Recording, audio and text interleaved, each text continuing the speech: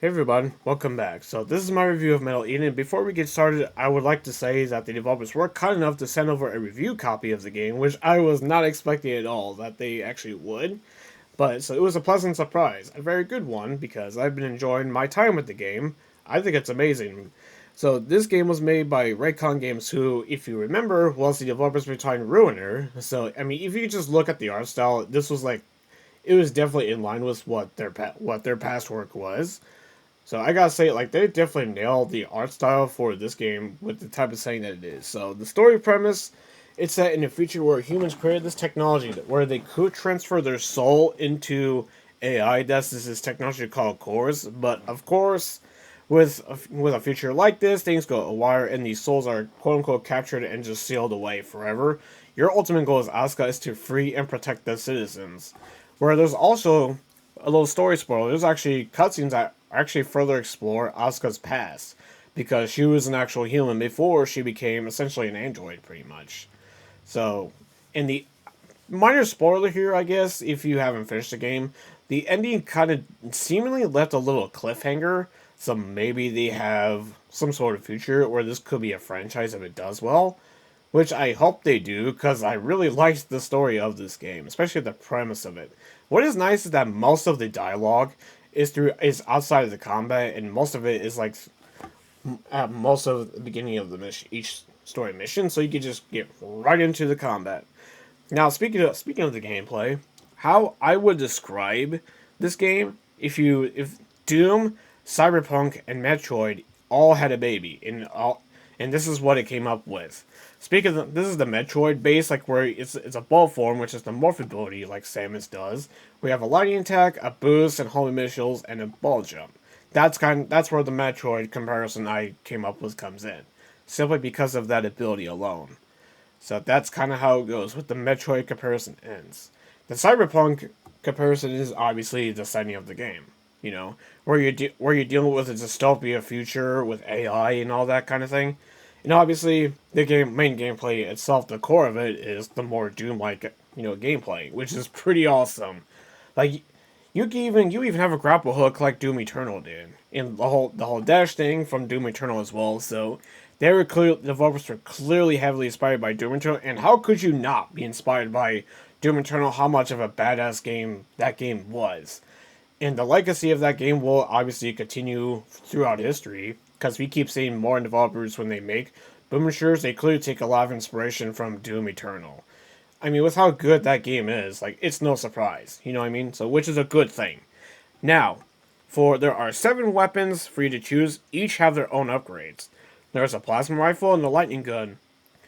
Pro tip: keep ammo for these two. You're gonna need them a lot in the later story missions of the game.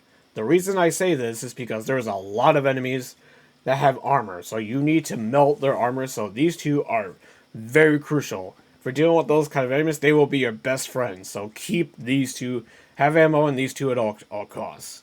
There is also a grenade launcher that is also going to be your best friend in this game because this can deal a lot of damage. So keep the grenade launcher handy too. Absolutely. For there is also 2 SMGs though. One of these is your starter weapon that you will get at the beginning of the game, and it does have infinite ammo, but it overheats. While the other one is slower, I feel that one is kind of redundant, but what saves it for me is that the upgrades that it has. One of them is like a midi grenade launcher, and the other one, however, where you could turn it into a little sniper rifle, which is pretty trusty, along with an upgrade where you can upgrade Asuka later on, that I'll talk about a bit. So we're combine those two together, you could have a pretty dope sniper combo for this game. There's also finally we have a typical hand cannon, and we also have a shotgun. I mean, come on, the gameplay is is like Doom, so come on, you gotta have a shotgun. In a fast-paced first-person shooter that's like Doom, you gotta have a shotty. Like you got to. But I will say that the range on the shotty is not that long. Honestly, you have to be like really up close. I've noticed. But that's just kind of me. The upgrades though, where you can make like 3 shots at once, which is kind of cool. And also more armor piercing bullets for the shotgun as well. That's the other upgrade that I've noticed. So that's pretty darn cool.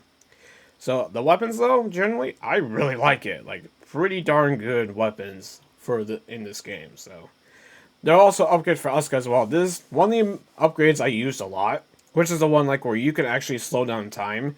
And like I said before with the sniper rifle, that's pretty handy.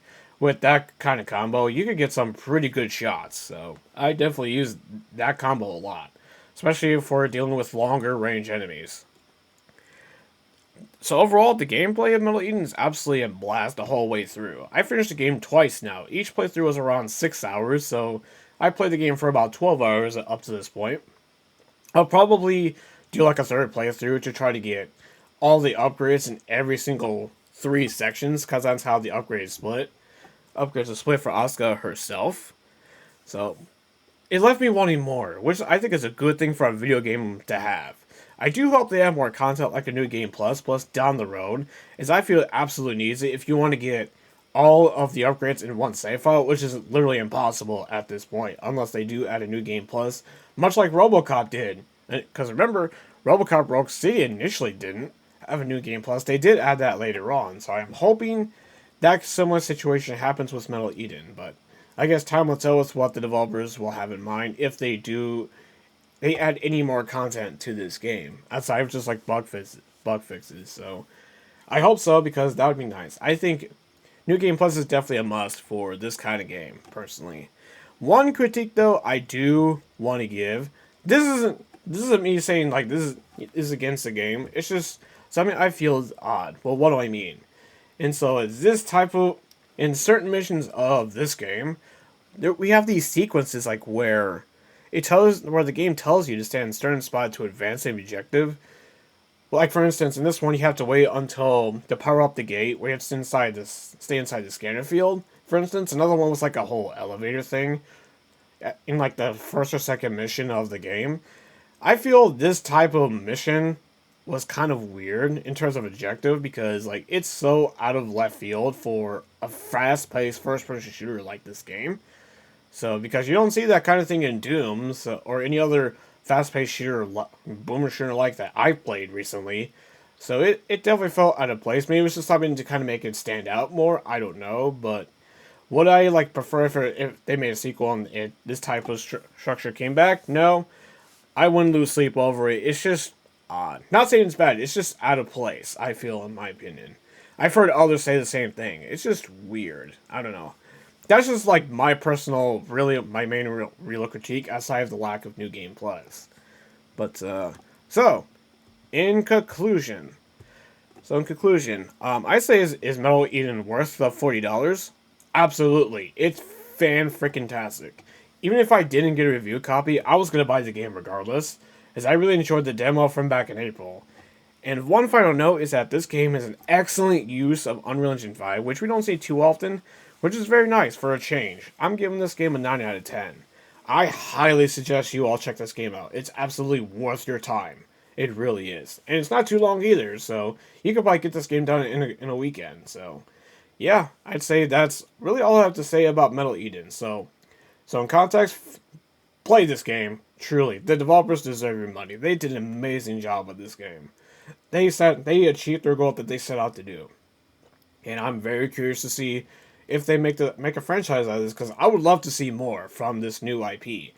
I would love to see more of this, because this type of game is up my jam. Because especially if they intend to make it as a franchise, they nailed it out of the gate on their first try. So highly recommend it. So go check it out.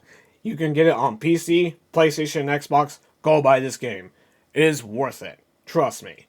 But that's all I gotta say on this one. So if you haven't picked up Metal Eden, I highly recommend that you do. If you have already played it, what did you guys think of the game? Let me know down in the comment section below. If you like this video, hit the like button and consider hitting that sub button so you do not miss any more content. And I'll see you all in the next one. Till then, have a good one.